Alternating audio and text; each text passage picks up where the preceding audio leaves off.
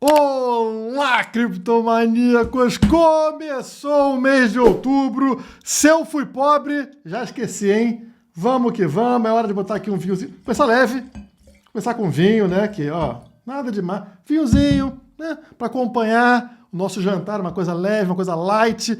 Governos paralisando. Estados Unidos parou! Não tem mais governo! Que maravilha! E aí, significa o quê? Que o Bitcoin voa, o Bitcoin decola, o Bitcoin vai para a lua! A gente quer justamente isso, a gente quer o Estado falindo e o Bitcoin subindo. Está tudo acontecendo como a gente esperava. Então, um brinde, criptomaníacos. Deixa o seu like aí embaixo, né? Não vai deixar o like hoje? Não é possível.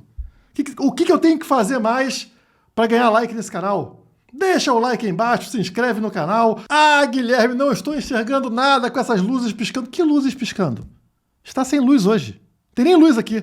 Só enxerga a luz piscando aqueles que não têm Bitcoin suficiente. Começando pela notícia, Bitcoin inicia outubro em alta e se prepara para repetir a história.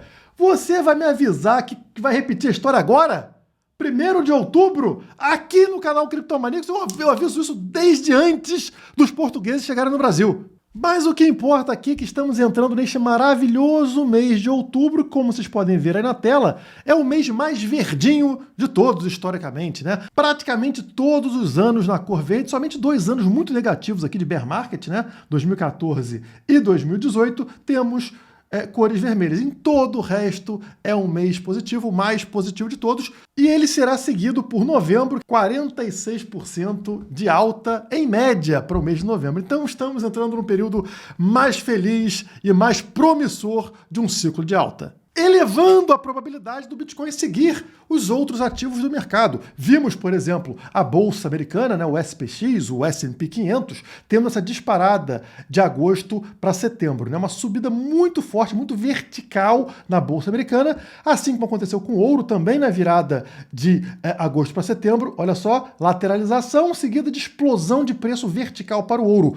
Algo que ainda não aconteceu no Bitcoin, que está no seu momento de lateralização, estão vendo? Ele não bateu uma nova histórica ainda, mas pode seguir os outros ativos. Por quê? Porque geralmente o dinheiro ele entra no mercado via mercado tradicional, vai entrar em ouro, vai entrar em ações e demora um pouco mais de tempo para migrar para o Bitcoin. Então estamos entrando numa fase onde provavelmente isso também vai acontecer aqui, nas criptomoedas. Quem acompanha o canal Criptomaníacos comprou BTC aqui embaixo, né? Quando eu falei do fundo duplo. O preço tinha desabado para $108 mil, fazendo suporte nesta linha branca, um segundo toque na mesma região, indicado pelos dedinhos indicadores, e eu falei para vocês, a minha aposta é que subiremos a partir de agora para romper o meio do caminho marcado aqui nos $117 mil. Vocês lembram? O rompimento desta linha amarela que mostra justamente o meio do caminho é o que confirma o fundo duplo. E foi rompido hoje. O preço chegou a atingir aqui, ó, $118.200 no dia de hoje, rompendo, portanto, o meio do caminho. E a tendência a partir de agora, seguindo o padrão de fundo duplo, é o quê? O preço pode subir um pouquinho a partir daqui, depois ele volta para fazer esta linha amarela aqui dos 117 como suporte, confirmando o suporte, acontece uma explosão na altura deste meio de caminho aqui, tá vendo? Desta cabeça que a gente está vendo aqui no gráfico. Então é essa altura aqui.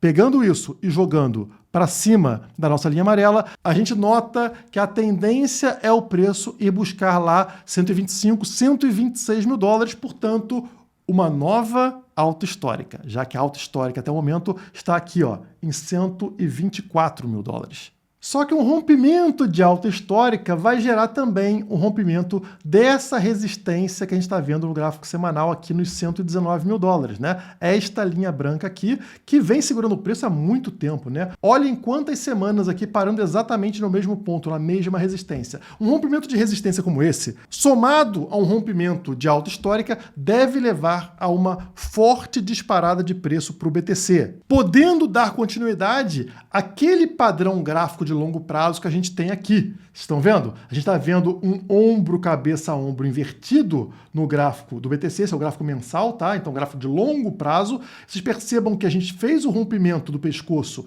nesse momento, em meados para o final do ano passado, fez o reteste sobre o pescoço e agora voltamos a subir. Falta muito para atingir o nosso alvo, né? O alvo está lá em cima de 200, 250 mil dólares. Não que eu vá seguir até lá, até porque quanto mais o preço sobe, mais arriscado fica. Então eu saio antes. Mas a tendência gráfica pode levar o preço para valores superiores a 250 mil dólares, tá? Notem que, no longo prazo, o Bitcoin está cumprindo aqui com os padrões gráficos, né? A gente olha lá para o ciclo anterior, olha só esse triângulo que a gente tinha, e aí na hora do rompimento, a altura seria essa altura aqui, tá? Como vocês estão vendo. E foi exatamente a altura que a gente teve na sequência. Será que agora o preço novamente vai seguir o padrão gráfico de ombro, cabeça, ombro, que fala que o rompimento leva à altura da cabeça? Tá vendo aqui a altura?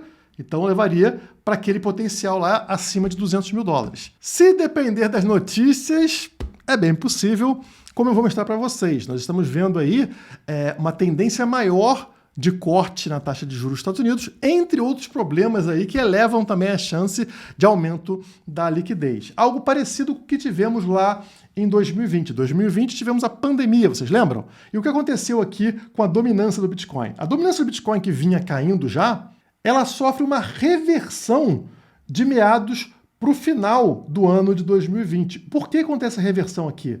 Bom, a gente teve a pandemia e o governo começou a aumentar a liquidez. Começou com corte de juros a partir de abril de 2020 e isso aqui fez que entrasse novo dinheiro no mercado. Então o Bitcoin, que estava com uma tendência de perder dominância, ele volta a ter dominância, já que o dinheiro novo começa entrando no Bitcoin e depois migra para as altcoins. Então teve uma retomada de alta da dominância do Bitcoin até encontrar aqui essa resistência de uma linha que antes era suporte, essa linha azul, e aí depois sim, lá no final do ciclo, né, já em 2021, acontece a queda de dominância do Bitcoin e, portanto, a valorização acelerada das altcoins. Olha só o que estamos vendo nesse momento. Mais uma vez no ciclo, o Bitcoin perdeu o seu suporte da linha azul, né, a sua linha de tendência de alta, e começou aqui a reduzir a sua dominância. Mesmo subindo de preço, as altcoins começam a valorizar mais rápido do que o Bitcoin. Por exemplo, a Ethereum, que vem ganhando muito valor, né? Mas notem que estamos revertendo esse processo, assim como aconteceu em 2020.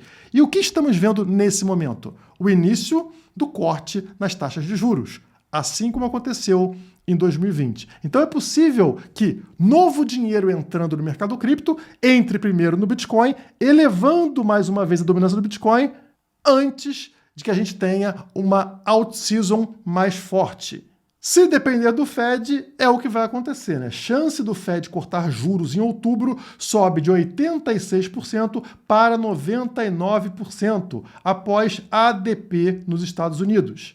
Eles estão se referindo a essa pesquisa aqui, relatório de emprego da ADP, indicando que em setembro os Estados Unidos perdeu 32 mil vagas de emprego. Então, estão percebendo aqui que, após meses e meses de barrinhas azuis, barrinhas positivas, ou seja, criação de emprego nos Estados Unidos, estamos migrando para barrinhas negativas.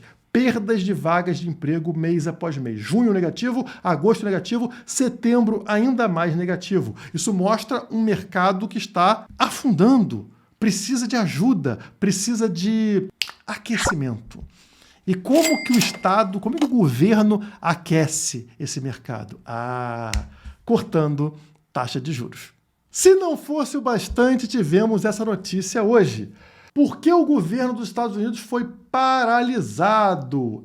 Shutdown do governo americano, que não tem dinheiro para pagar as contas. É necessário um acordo entre governo e oposição para que aprovem aí aumento dos limites para os governos, né? O governo já está com a dívida lá no teto, já rompeu o teto há muito tempo, são trilhões e trilhões de dívidas do governo americano, e aí precisam todo ano de uma aprovaçãozinha ali para liberar mais orçamento. Afinal, eles não conseguem sobreviver com tão pouca arrecadação, não é mesmo? E dessa vez, a oposição não quis ajudar.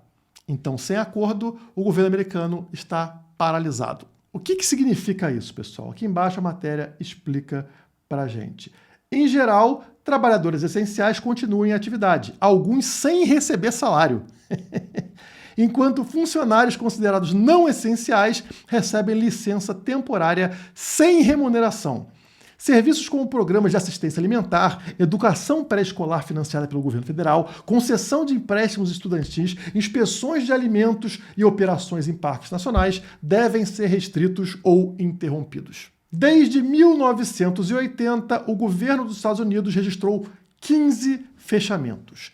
Isso aqui é um sinal de que estamos numa fase de transição de escravidão estatal, de um sistema de governo coercitivo que coloca a arma na tua cabeça e te obriga a dar dinheiro para ele. O nome disso é roubo, né? Eles te roubam via impostos para fazer o que eles quiserem com o teu dinheiro. Isso é uma coisa completamente absurda, mas aceita na sociedade atual, como a escravidão negra também foi aceita no passado, né? Era normal. Se falasse que era contra a escravidão negra, iam te chamar de utópico. Afinal, como teríamos produção se não tivermos os escravos trabalhando? Era assim que funcionava. Hoje também é totalmente aceito esse tipo de governo coercitivo. E agora estamos numa fase de transição desse tipo de governo para governos contratados. Governos que vão ali oferecer serviços para você, que você vai escolher o governo que você quer pagar para ter acesso a esse tipo de serviço, sem nenhuma coerção, livremente, como funcionam empresas, como funcionam serviços. Mas, obviamente, nesta fase de transição acontecem os maiores problemas, os maiores choques, e estamos vendo aí 15 paralisações, 15 shutdowns do governo americano em algumas décadas. Isso mata a confiança das pessoas no governo. Por exemplo, pessoas que investem em títulos do governo, será que elas ficam mais propensas a colocar dinheiro em títulos quando uma paralisação do governo acontece ou menos propensas? Historicamente, vamos notar que paralisações do governo, marcadas nesse gráfico pelas linhas verticais na cor laranja, resultam em subida da Bolsa Americana na sequência. Sim, a linha branca é a linha do S&P 500, da Bolsa Americana. Notem como, após cada paralisação do governo americano, desde a década de 80, estamos vendo altas na Bolsa após a paralisação. Há, aparentemente, uma migração dos investidores de títulos, investidores do governo, para investidores do mercado privado, por exemplo, Bolsa de Valores. Mas se não tínhamos Bitcoin na década de 80 e na década de 90, hoje nós temos e podemos esperar o mesmo movimento, ou seja, um incentivo maior para pararem de financiar parasitas, pararem de colocar dinheiro na mão de governos que estão em shutdown, que estão em paralisação, e migrarem esse investimento para ativos livres, ativos privados, ativos protegidos da destruição estatal. E os maiores vencedores desse novo mundo que está surgindo seremos nós, os criptomaníacos, que saímos na frente, saímos antes dos outros. Então, um brinde a todos vocês e até a lua.